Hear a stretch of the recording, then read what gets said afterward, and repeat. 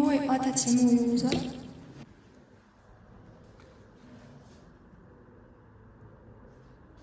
Moj uzor je moj omiljeni pjevač. Svi su znali šta da napišu. Ja nisam.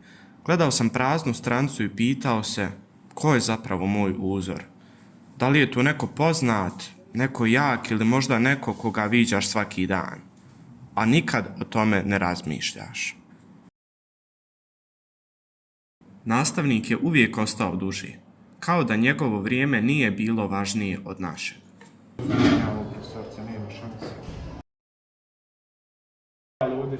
Ali stepene izjednačava.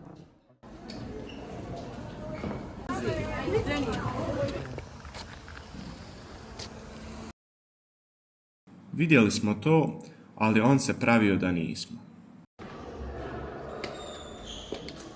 Sami ne ustani i reci nam šta je kontni plan.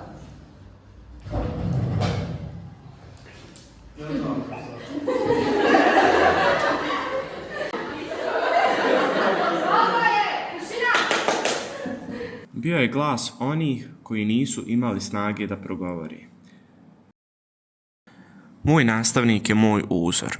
Ne zato što je poznat ili važan u očima svijeta, nego zato što vidi ono što mi sami često ne vidimo. On me naučio da je hrabrost u tome da podigneš ruku čak i kada nisi siguran u odgovor. Pokazao mi je da greške nisu poraz, nego početak. On nas je učio lekcije iz knjiga, ali važnije, učio nas je lekcije iz života. Da budemo pravedni, da budemo dobri, da se ne bojimo pokušati iznova.